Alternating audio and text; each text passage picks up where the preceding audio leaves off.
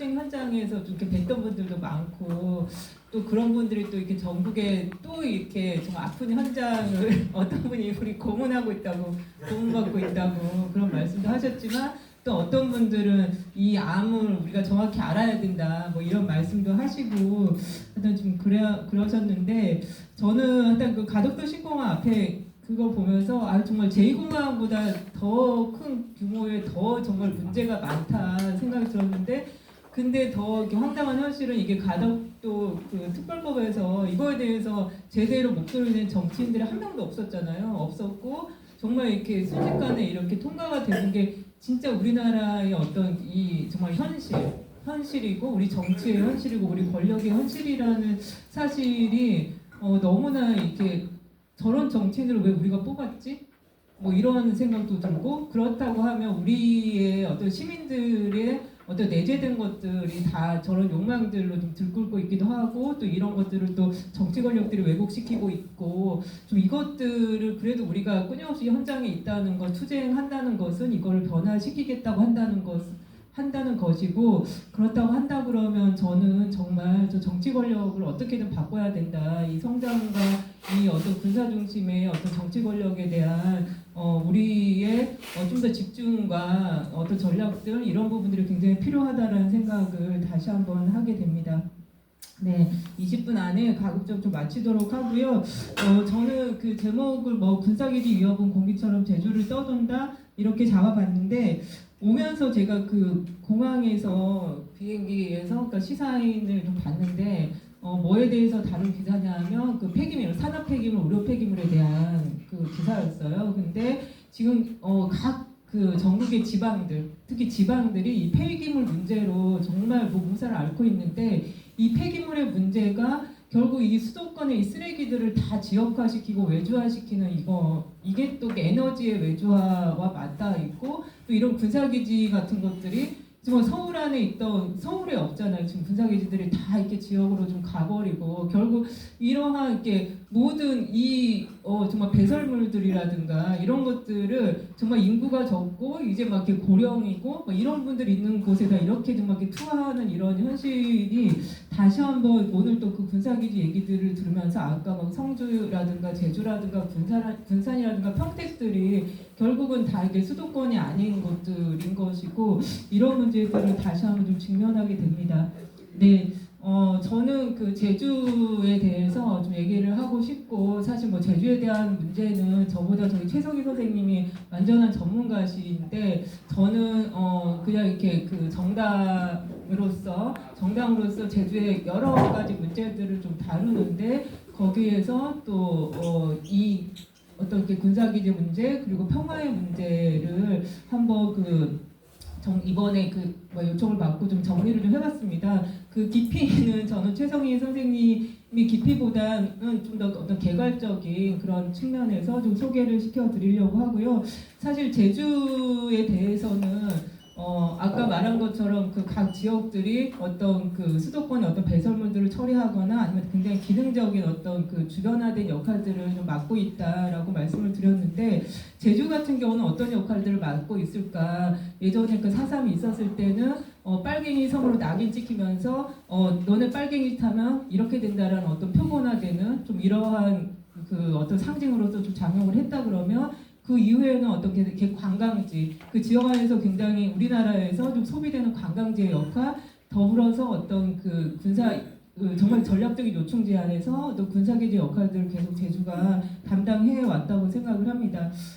지금 제주를 보면은 상하이와 타이베이와 대만과 오키나와와 일본의 그 가운데 있는 게 지금 제주입니다. 그래서 제주 같은 경우는 과거부터 계속 어떤 군사적인 어떤 전략적인 요충지로서 계속 눈독을 들이고 그러한 어떤 시도들이 끊임없이 일어났었습니다. 그래서 사실 이게 13세기 때부터 그러니까 몽골족이 지금 제주도를 점령해서 100년 가까이 좀 침공을 해왔었잖아요. 그때 몽골 같은 경우는 제주도를 발판 삼아서 일본의 어떤 침공을 시도를 했었었고 일제 때는 또 제주도에 그 비행장을 만들어서 이게 그 어떤 대미 결전, 그러니까 일본이 미국에 대한 어떤 결전의 최후 보루로서 제주를 선택을 하고 섬 전체를 되게 요새화하는 일들을 그때 했었습니다. 그때 미군 같은 경우는 또 민군의 입장에서는 제주도가 일본으로 진격하기 위해서 반드시 점령해야 할 그런 포기 못할 섬이었던 거죠. 그래서 일본에게도 미군에게도 제주는 굉장히 좀 중요한 섬이었었습니다.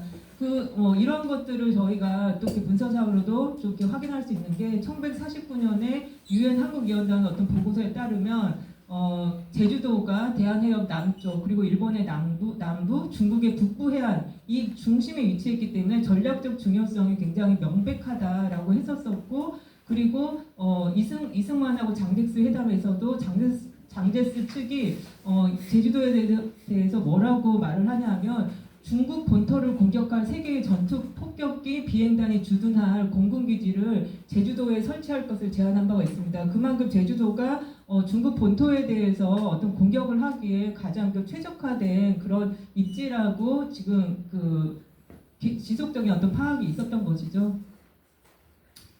네. 지금 제가 그 모슬포에 이렇게 그 빨간 그 표를 해놨는데요. 이렇게 모슬포가 있는 곳은 지금 삼방산이 있는 곳이기도 하고 그런데 제가 왜 모슬포에 빨간색을 칠했냐면 그 앞에 잠깐 더 위에 그림. 이게 모슬포가 저쪽 남쪽이잖아요. 그 서남쪽인데 이 서남쪽이 상하이와 그리고 대만과 오키나와와 이렇게 삼각정을 이루기에 가장 제주에서 남단에서 좀 적합한 곳이기 때문입니다. 네, 더 넘겨주시기 바랍니다.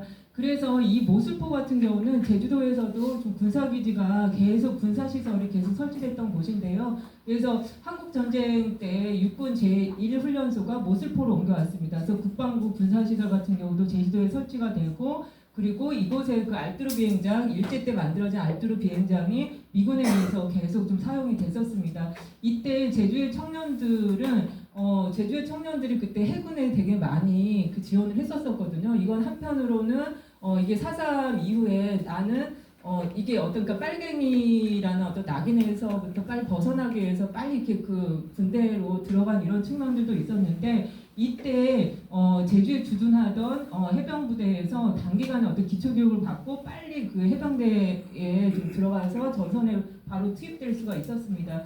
그리고 아까 모슬포에 가도 송악산 알뚜르 비행장 있는 곳이 송악산 바로 주변인데요.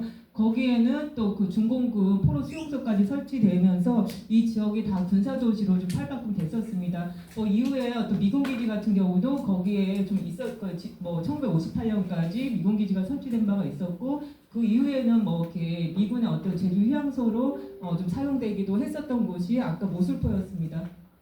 넘겨주시고요.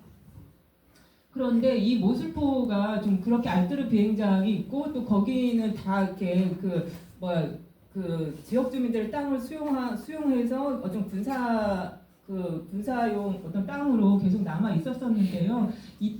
1988년도에 여기에 다시 군비행장을 건설하겠다는 계획이 발표가 됐었습니다.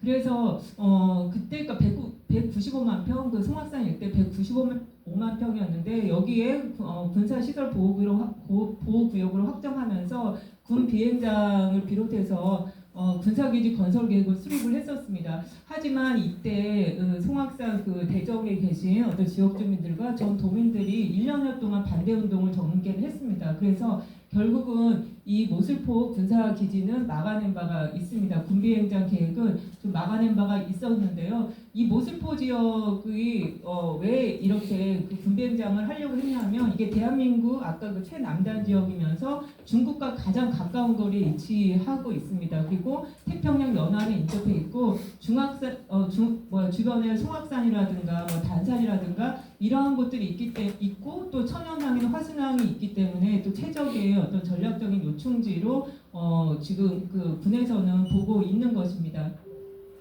다음 넘겨주시고요. 이때 국정감사 과정에서 국방부가 국회에 제출한 자료에 따르면 이 모슬포 지역은 날로 증가되는 적 공군 위협에 능동적으로 대처하기 위해서 서남해 지역의 항공 작전을 신장하고 해상 교통로를 확보하고 유사시 중원군의 전력 수송 및 전략 예비기지 군수물자재 보급 등 다목적 기지로 활용하기 위해서 군의 중장기 전략 증가 계획에 의거한 군 비행기지를 확장 작전기지로 발전시키고자 한다라는 이런 자료를 제출한 바가 있습니다. 하지만 우선 그 도민들과 지역 주민들의 격렬한 반대 속에서 우선 1차적으로는 무산이 됐었습니다. 그리고 그 다음 제주도가 지금 세계 평화의 섬으로 그 이후에 지정이 됐는데요. 넘겨주시면요.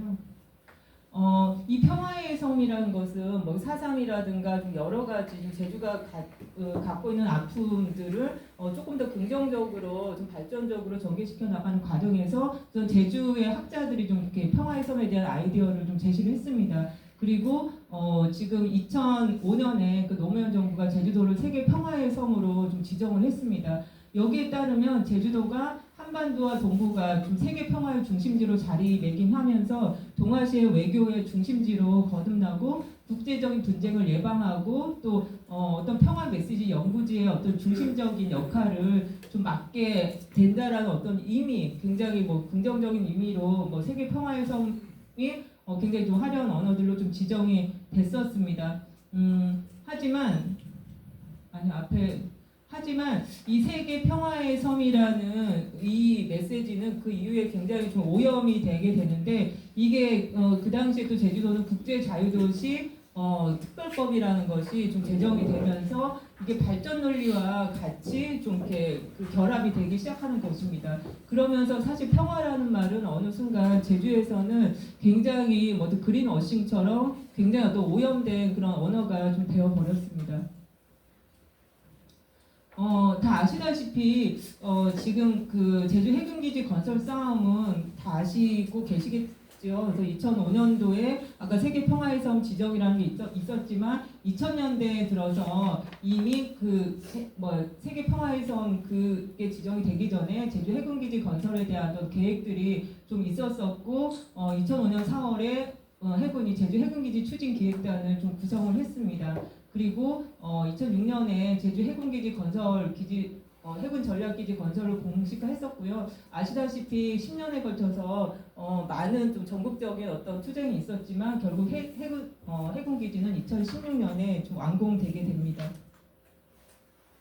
해군기지 건설 후에 처음에 제주도가 어떤 군에서 도민들을 설득한 어떤 가장 그 큰 논리 중에 하나가 안보의 이런 것보다는 사실 어떤 경제적인 측면들이 좀 있었습니다. 그래서 저도 좀 기억나는 게 그때 저는 그 육지에 살고 있었는데 이 해군기지에 관련된 어떤 그 설명들을 제주에 그때 그 위원장 대책위원장 고건희 위원장님께서 오셔서 해군기지에 대한 설명을 하시는데 주민들 사이에서 자기가 삼촌하고 이게 싸웠던 얘기를 하시더라고요. 그러니까 삼촌이 해군기지를 반대하는 어떤 고건희 위원장님한테 와서 갑자기 돌을 던지면서 나도 좀 스테이크 좀 먹고 싶고 제주도민들도 스테이크 좀 먹고 싶은데 왜 그걸 못하게 하느냐 이런 말씀을 하셨다고 하더라고요. 그래서 해군기지라는 게 사실은 군사기지임에도 불구하고 도민들의 일부는 이걸 통해서 어떤 경제적인 어떤 활성화를 좀 이렇게 기대를 하고 있었다라는 생각이 들고요. 그것을 또 도민들한테 또 굉장히 그 얄팍하게 좀 설득하게 된 거는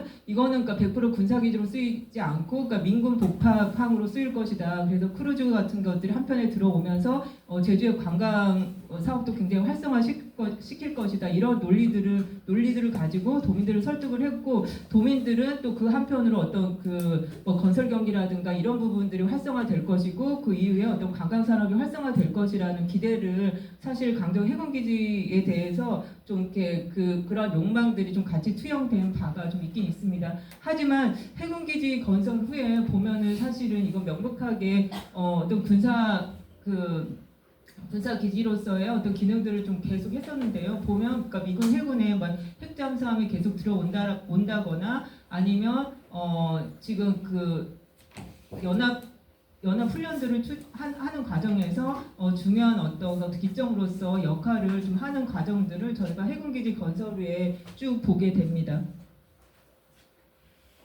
그리고 앞에서 그 군산에 대해서 설명을 하셨던 그 분께서 지금 최근 들어서 더 어떤 동북아의 어떤 위험들이 더 가중되는 그런 그 상황들을 좀 말씀을 해주셨는데요. 지금 새롭게 어떤 그 중국에 대한 어떤 냉전의 분위기들이 지금 가속화되면서 제주 같은 경우는 좀 새로운 냉전의 어떤 전초 기지가 되고 있는 좀 그런 상황입니다. 그래서 2023년 10월에 랄프 존스남이 제주에 기항을 하게 되는데요. 이것이 사실 어떤 중국의 어떤 긴장을 굉장히 이렇게 좀 긴장을 좀 이렇게 강화시켰고, 그리고 좀 1, 2년에 한 척 정도 오던 미 해군 함정이 부쩍 입항이 좀 잦아지는 그러한 현상들이 나타나게 됩니다. 그리고 2024년에는 미군 핵추진 항공모함이 제주 남방의 공해상에 들어와서 한국과 일본하고 같이 연합훈련을 하게 됩니다. 그리고 또 2024년 올해에는 또 한미일 3국 간의 다영역 연합훈련이 프리덤 엣지 이런 게 좀 진행되기도 합니다. 그래서 이렇게 해서 점점점 한미일의 그런 그 공동 훈련들이 제주에서 좀 자주 일어나고 있고, 그러면서 제주도 같은 경우는 점점 대중국 군사훈련의 성격이 더욱 강화되고 있습니다.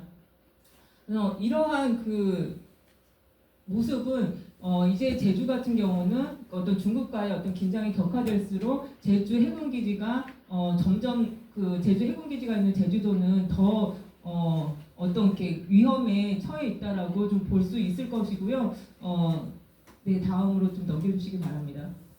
또 한편으로 좀 해군기지 건설과 더불어서 제주도에 지금 제2공항이 지금 건설되는 과정들은 계속 언론을 통해서 많이 보고 계실 텐데요. 그러니까 제주 제2공항 같은 경우는 제주도에서 이슈는 한편으로는 이게 관광 산업 오버투어리즘의 이슈도 있을 거고, 그리고 거기에 오름 파괴 이슈도 있을 것이고, 그리고 숨골 파괴 이슈도 있을 것이고, 또 한편으로는 제주 제2공항이 군사기지로 쓰일 것이다라는 그러한 어떤 문제의식이 굉장히 저희는 강합니다. 왜냐하면 해군기지가 있을 때 해군기지와 같이 반드시 있어야 되는 게 공군기지일 것이고, 그리고 공군기지, 그러니까 제주 제2공항이 어느 정도 군사기지로 사용할 것이다라는 언급들은 계속 있어 왔지만 도민들이 반발할 때마다 이것은 해군기지로 쓰이지 않을 것이고 순수 민간공항으로 쓰일 것이다, 이런 식으로 계속 좀 호도는 하고 있습니다. 하지만 지금 제주에 아까 모슬포의 군사공항을 저희가 군에서 지금 하려고 하다가 그게 좌초된 이후에 계속 군 같은 경우는 제주도에 지금 군사공항을 지금 하려고 하는 상황인 거거든요. 그래서 지금 이런 언급들을 쭉 보시면 2017년 같은 경우도 국방 중기계획을 보면 제주에 남부 탐색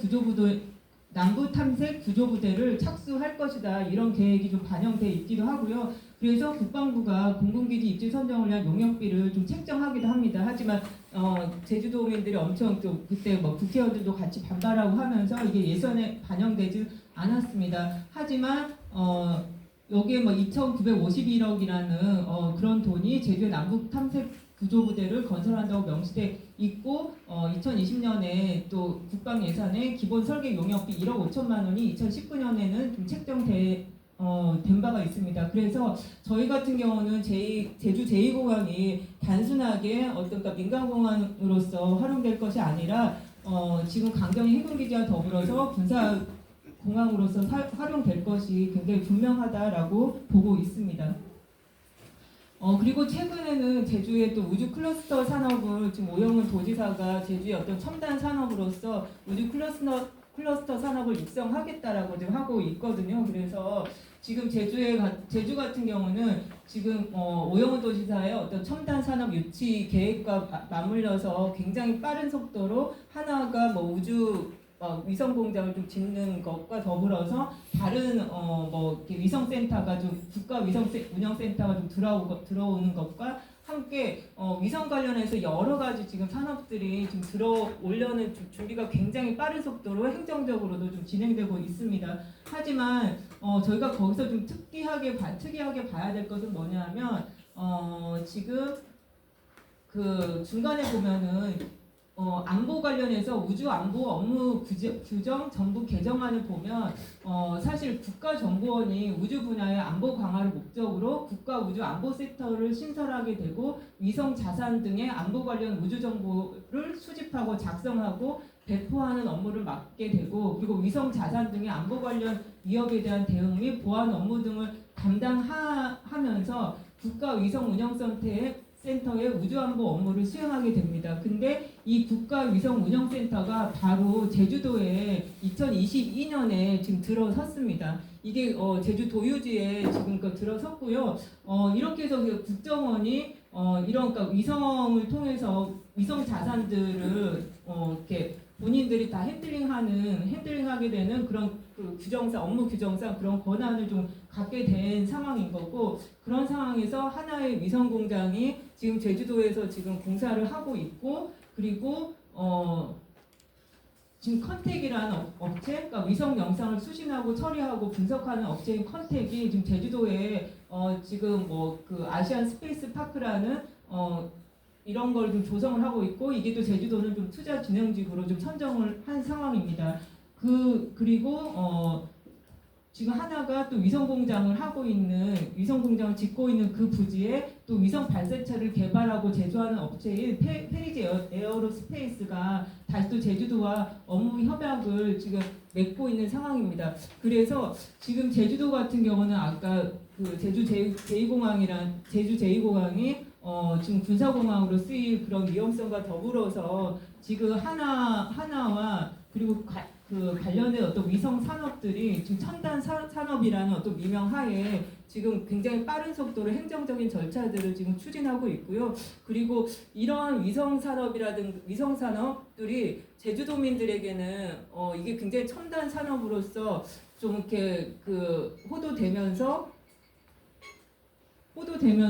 사실 이게 도민들은 이거에 대해서 어떤 군사적인 위협일 것이다라는 인지를 하기가 굉장히 어려운 상황입니다. 그래서 저희 같은 경우도 도민들을 설득을 할 때 만약에 이 위성 공장이 지어지고 있는 공간에 아까 말한 것처럼 뭐 이렇게 사드라든가 아니면 뭐 이렇게 그 재래식 무기 공장들이 들어온다고 했을 때 그리고 사실 제주 제2공항 같은 경우 군사공항으로 쓰인다고 했을 때는 사실 도민들 사이에서 어떤 반감도 있었거든요. 다시 어떤 군사시설들이 들어오는 것에 대한 반감이 있었는데 저런 위성 공장이 들어오고 우주 클러스터라는 그런 이름들을 딱 갖게 되면 도민들은 이것을 어떤 그 군사화로 연결시키기가 굉장히 어렵고 그리고 저희가 좀 정치인들을 만나보고 했을 때도 이 정치인들이 이 실체들을 잘 모르는 거예요. 실체가 정확히 뭔지 모르고 이게 또 군사화와 연결된다는 어떤 직접적인 이런 것들이 없으니까 지역의 정치인들도 이것은 첨단 산업이니까 당연히 환영해야 되지 않겠는가 이런 논리를 좀 하고 있어서 굉장히 이 첨단 산업의 외피를 둘러싼 어떤 군사 그 시설들 같은 경우는 지역에서 참 싸움을 하기가 굉장히 어렵다라는 좀 생각을 좀 하고 있고 하지만 지금 제주도는 아시다시피 뭐 관광의 섬이기도 하지만 또 모든 어떤 것들의 어떤 테스트 베드 역할들을 하고 있거든요. 지금 그 뭐 재생에너지 단지라든가 아니면 뭐 탄소 없는 섬이라든가 근데 또 이런 우주 산업 같은 경우도 또 한편으로는 제주도를 굉장히 또 테스트 베드화 하는 게 아닌가 또 이런 생각도 좀 듭니다. 네, 이상입니다.